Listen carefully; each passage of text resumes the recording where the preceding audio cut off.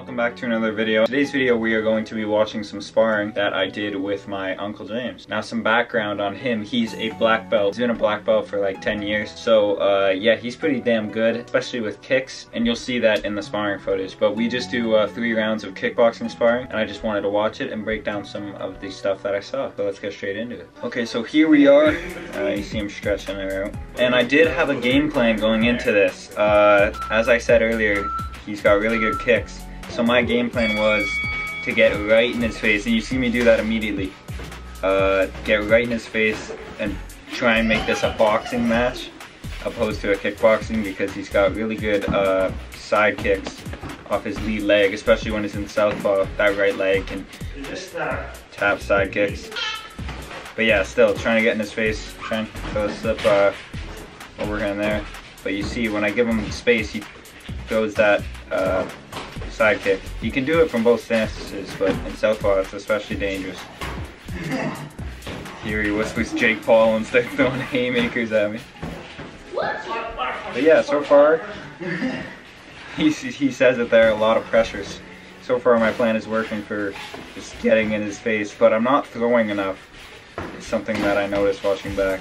And something here, I'm gonna show this, but when I throw a leg kick, see my right hand like go all the way to the side? If I do that too many times, someone's just gonna step in and left hook me all day. This is why you want to record your sparring and see little tendencies you have that aren't good. And this is one of them. I throw my kicks, and to like gain more power on them, I swing my arms like with it, like vroom.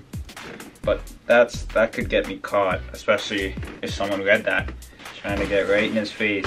Even though I'm the, oh, that's a nice kick. You see his kicks there. Even though I'm the rangier fighter, like I probably got a longer reach. I'm about 3 or 4 inches taller. I wanted to close the distance.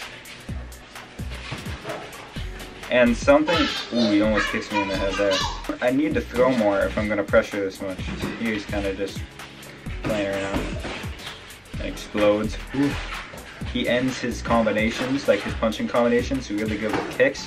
So I had to be careful to not just sit there and watch him finish a combination, because he'll attach a sneaky head kick behind it.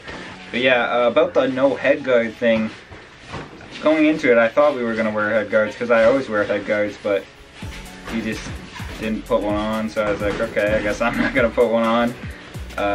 Yeah, still just pressuring him, because I know he hasn't sparred in a long time.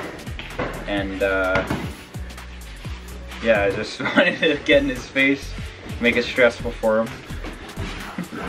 Ooh, that kick was so close to friggin' kissing my cheek. And something else that I do is when I get close, I stand up real straight. I don't like that either. Just a spinning kick. Watch this. Ooh.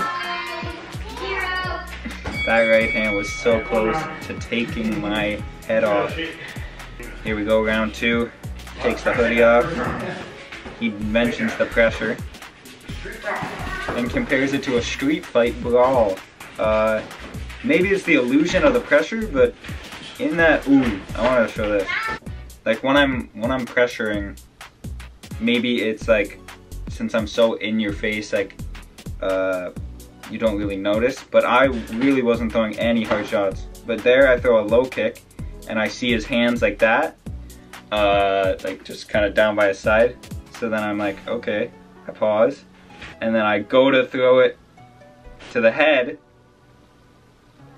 and he kind of crowds me a little bit, so it would have been harder to get that leg up there, but I think I could have got that leg up there, but I see his chin is just right there, so I kind of just change it to a body kick. Like I stop it right there, and you see his eyes close. Could have got you there, James. And he almost kicks me, gives me a good side kick. And then he's like, now, in this moment he's done with my pressure, so he's just gonna stand his ground and punch. And now he just starts pressuring me. And this is where the phone angle gets taken down by his marauding style. I'm just loving it. Big smile on my face. Throwing bombs. This is like a 27 punch combo he throws. Throws the knee. And then a kick.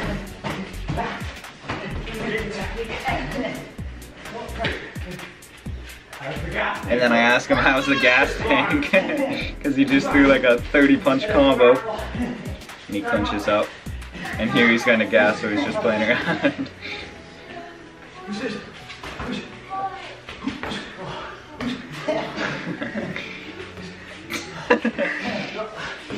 Yeah. But yeah, more leg kicks. Those inside leg kicks that I'm throwing are sloppy, and I also do the same thing I do on my outside leg kicks with my inside leg kicks, if you notice. Like there I'm just kind of tapping the shin. But look how low my left hand is. I kind of fight with my left hand low in general, but when you're kicking, you're so off balance. So I gotta work on getting my hands up when I do that. Just pressuring. Hit him with a nice right hook there when he came in. And he doesn't like that. Kicks me.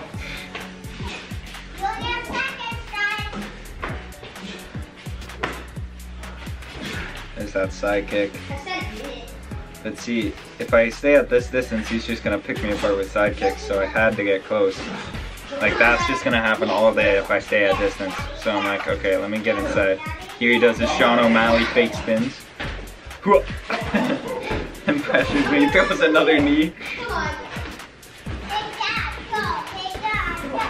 Does the spinning back kick, partially lands, but still right back in his face. I eat a jab there. Back to pressuring me, throwing bombs. I'm just trying to cover up. And that is the end of the second round.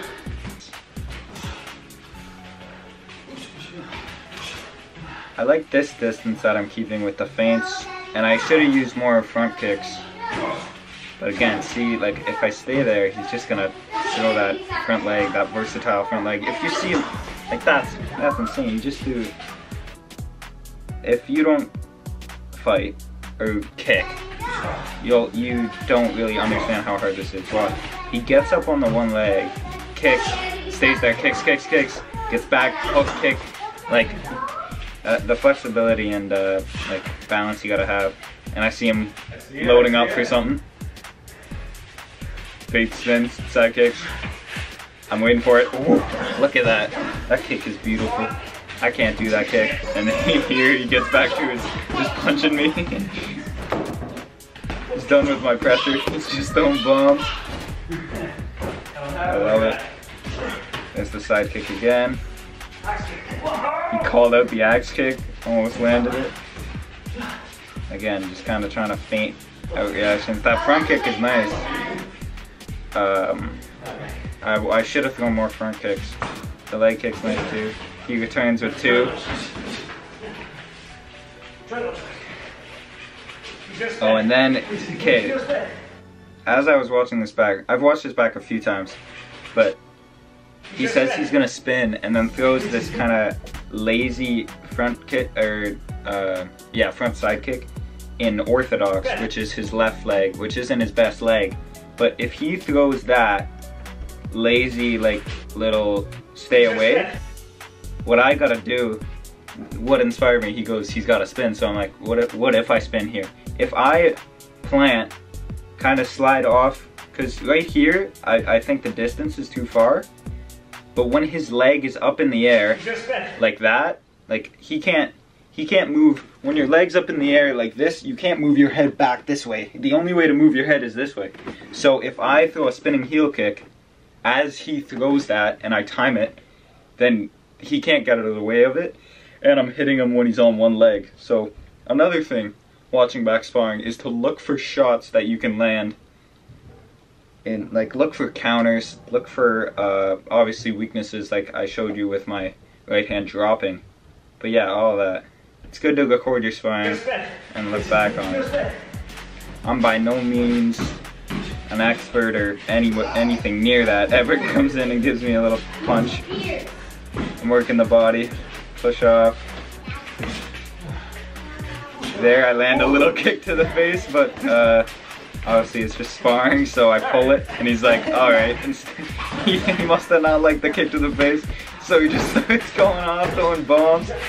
I have to spin away. Everett's loving it. He's throwing big bombs. I'm staying safe. But see what I mean about the kicks at the end? Like 1, 2, and then I have to like turn my back because he's gonna throw the kick at the end of it. And that was probably all of his energy expended right there in that little 20-second flurry. Everything he had left. There's like 30 seconds left in the round. I push him back, and he takes a seat and calls on his boys to come after me. So yeah, overall, I just love sparring, man. Sparring is my favorite. So some things I took away from this: watch back your sparring footage and look for weaknesses on yourself. If you watch it once as your opponent and like look for openings, then you can find some insightful stuff on yourself and how you can tighten up your own defense. On the other side, watching it as you and looking for openings when they do certain things, like that sidekick thing I was talking about, looking for shots. Again, thank you to my Uncle James for helping me out with the video. I hope you guys liked it. Thank you for watching, and I'll see you next Thursday.